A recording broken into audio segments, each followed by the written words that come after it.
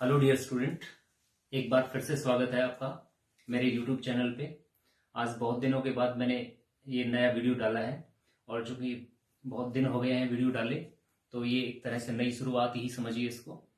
तो आज बात करने वाले हैं हम वाटर पोटेंशियल के बारे में और ऑस्मोटिक इफेक्ट के बारे में और दोनों के रिलेशन के बारे में थोड़ी थोड़ी जानकारियां अपन लेंगे।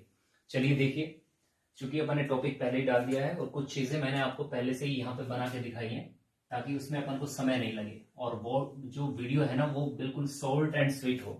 तो एक फैक्ट वीडियो है एक तरीके से, यहाँ से फैक्ट से डायरेक्ट क्वेश्चंस आते हैं तो इनके बारे में अपन बात कर रहे हैं।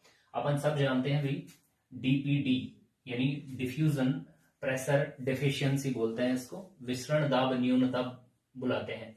और इसका जो सूत्र होता है ये आपके सामने सब जानते हैं, डीपीडी बराबर ओपी माइनस टीपी होता है।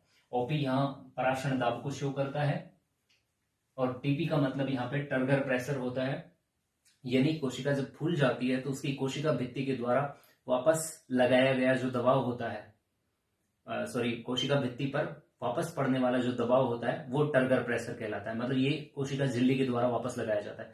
तो जब कोशिका फूल जाती है तो उसके बाद है ना उसमें ऑस्मोटिक प्रेशर ना के बराबर हो जाता है, ठीक है, शून्य हो जाता है। चलिए, अब यहाँ पे अपने पास तीन अवस्थाएं हो सकती है कोशिकाओं की। एक तो कोशिका क्या हो सकती है, फूली हुई कोशिका हो सकती है जिसे स्फीत कोशिका कहते हैं, और एक हो सकती है सलथ कोशिका नंबर 2 जिसे पिचकी हुई कोशिका कह सकते हैं अपन, और तीसरी हो सकती है अपने पास जीव द्रव्य कुंचित कोशिका। तो तीनों में ही अपन अलग अलग बात कर लेते हैं। यहाँ पे देखिए, जब ओपी और टीपी की गणना की जाती है, ऑस्मोटिक प्रेशर और टीपी की, तो जैसे जैसे ये मान लेते हैं ओपी और टीपी दोनों को घटाते जाते हैं तो एक समय ऐसा आता है कि ओपी और टीपी इक्वल हो जाते हैं। तो कहने का मेरा मीन्स ये है, जब किसी कोशिका में जल प्रवेश करता है तो जल प्रवेश करने के साथ साथ ऑस्मोटिक प्रेशर तो धीरे धीरे घटता जाता है और जो टीपी होता है ना वो बढ़ता जाता है।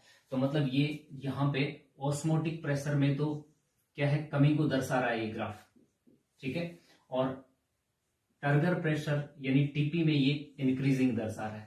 तो ये कह सकते हैं टीपी तो बढ़ रहा है यहाँ पे और ओपी जो होता है ना वो बढ़ रहा है। एक पॉइंट ऐसा आता है जिस पॉइंट पे ओपी और टीपी इक्वल हो जाते हैं, और जब ओपी और टीपी इक्वल हो जाए तो इस सूत्र से यदि मान लेते हैं, देखो एक पैमाना ले, यदि अपन ओपी इक्वल मान लेते हैं 10 और इसी तरह टीपी इक्वल भी क्या माना जाएगा 10, तो ये कितना हो गया, शून्य हो गया।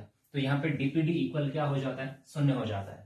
तो हम ये कह सकते हैं हमेशा फूली हुई कोशिका में विसरण दाब न्यूनता या डिफ्यूजन प्रेशर डिफिशियंसी जो होती है वो शून्य होती है, ठीक है, फर्स्ट। सेकंड की बात करें यदि स्लथ कोशिका के बारे में या पिचकी हुई सेल के बारे में बात करें तो यहाँ पे टीपी इक्वल 0 होता है। क्यों होता है उसका सिंपल लॉजिक है, क्योंकि जो स्लथ या पिचकी हुई कोशिका होगी उसमें पानी नहीं होगा, और पानी नहीं होगा तो उसमें हाईएस्ट ऑस्मोटिक प्रेशर पाया जाएगा या अत्यधिक पराक्षण दाब पाया जाएगा, इसलिए यहाँ पे टीपी शून्य है। और चूंकि हम जानते हैं यहाँ पे फिर क्या हो जाएगा, डीपीडी इक्वल ओपी हो जाएगा, ऑस्मोटिक प्रेशर हो जाएगा, क्योंकि इसमें एक ही राशि है अपने पास, टीपी इक्वल तो 0 है, तो कुछ भी मान लें वो डीपीडी के बराबर माना जाएगा, ठीक है। तो यहाँ पे हम ये कह सकते हैं डीपीडी ऑस्मोटिक प्रेशर के बराबर होता है किसमें, स्लथ कोशिका में। अच्छा, तीसरी की कोशिका है, इसमें भी जीव द्रव्य कुंचित कोशिका में। तो जीव द्रव्य कुंचन किसे कहते हैं हम जनरली, इसका सिंपल मतलब होता है पानी का पूरी तरह बाहर निकलना, यानी निर्जलीकृत कोशिका कह सकते हैं, या ये कह सकते हैं डिहाइड्रेटेड सेल्स कह सकते हैं, ऐसी कोशिका जिनमें पानी पूरी तरह निकल गया है, तो वो भी पिचकी हुई कोशिका ही मानी जाती है एक तरीके से। तो इसमें भी डीपीडी इक्वल क्या होता है, ओपी होता है। अब हम बात करते हैं कि भी इसका जो रिलेशन होता है वो वाटर पोटेंशियल के साथ कैसे रिलेट करता है। तो यदि जनरली हम बात करें वाटर पोटेंशियल की तो इसको अपन हिंदी में लिखते हैं जल विभव। क्या लिखते हैं, जल विभव। और जल विभव किसको शो करता है, तो कंपैरेटिवली कहें हम तो दो विलयनों की यदि तुलना करें तो एक विलयन से दूसरे विलयन में जो स्वतंत्र ऊर्जा अणुओं की मात्रा होती है उसका जो अंतर होता है वो जल विभव कहलाता है। तो हम ये कह सकते हैं 100% जो प्योर वाटर होता है उसमें सबसे ज्यादा जल के फ्री अणु पाए जाते हैं, लेकिन जैसे जैसे उसमें टर्बिडिटी मिलाते हैं या ये कह सकते हैं अपशिष्ट या कोई साल्ट या उसको विलयन में कन्वर्ट करते हैं, तो जल के अणुओं की स्वतंत्र ऊर्जा क्या हो जाती है, डिक्रीज हो जाती है, घट जाती है। और ऐसी सिचुएशन में उसमें विभव जो होता है वो भी घट जाता है। तो यहाँ पे एक बहुत अच्छा फैक्ट है जो आपको याद रखना है कि जो प्योर वाटर होता है या शुद्ध जल होता है, उसका शुद्ध जल का जल विभव हमेशा शून्य होता है,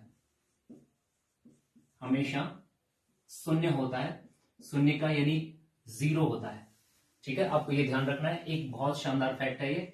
अच्छा, और कमाल की बात देखिए, ये मैक्सिमम होता है, मतलब ये मैक्सिमम होता है, इससे ज्यादा कभी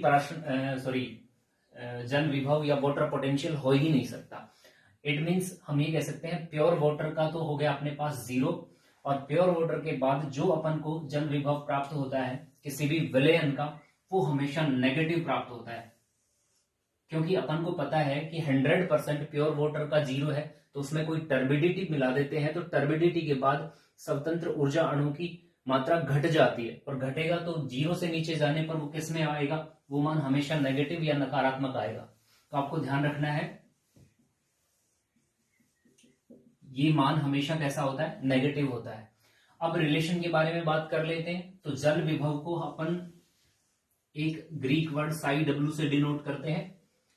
ये तो जल विभव को शो करता है, और ये किससे प्रभावित होता है, तो ये एक परासरण विभव से प्लस दाब विभव से प्लस गुरुत्व विभव से प्लस मैट्रिक विभव से प्रभावित होता है। तो इस तरह से इस सूत्र में हम ये कह सकते हैं वाटर पोटेंशियल को इंपैक्ट करने वाली हमारे पास 4 राशियां हैं, जिसमें ये दोनों राशियां नगण्य होती हैं या ना के बराबर होती हैं, तो इसको अपन लिख सकते हैं नगण्य राशि। अब नगण्य राशि हो गई तो इसका मतलब इनका यूज नहीं करेंगे अपन, तो इन राशियों को क्या कर देते हैं, यहां से हटा देते हैं। तो रियल जो अपने पास सूत्र बच गया वो है Sai S plus psi P. अब इन दोनों में अंतर क्या हुआ, हमने बोला ये परासरण विभव है, तो परासरण विभव जो है वो परासरण दाब के बराबर होता है हमेशा। तो हम ये कह सकते हैं, यहां पे इधर मेंशन कर सकते हैं इसको कि Sai S equal OP, but एक कंडीशन है, ये साई एस हमेशा क्या होता है, नेगेटिव होता है, अपन जानते हैं, और ओपी हमेशा क्या होता है, पॉजिटिव होता है। तो ये बस माइनर सा अंतर होता है। तो जब भी कभी ऑस्मोटिक प्रेशर आपको दिखाई दे, उसका ठीक नेगेटिव उस राशि का जल विभव माना जाएगा। जैसे फॉर एग्जांपल मैं एक एग्जांपल ले रहा हूं, यहाँ पे साई एस जो है यदि मान लेते हैं 10 है, तो यहाँ पे ओपी इक्वल क्या हो जाएगा, -10 है, तो ओपी इक्वल क्या हो जाएगा, +10 हो जाएगा। ठीक है, अब इन राशियों को अपन देख के बहुत सारी वैल्यूज का आकलन कर सकते हैं या अच्छे से मान निकाल सकते हैं। ठीक है, एक छोटा सा फैक्ट वीडियो था। चलिए मिलते हैं नए वीडियो के साथ, बने रहिएगा चैनल के साथ। Thank you so much and good night.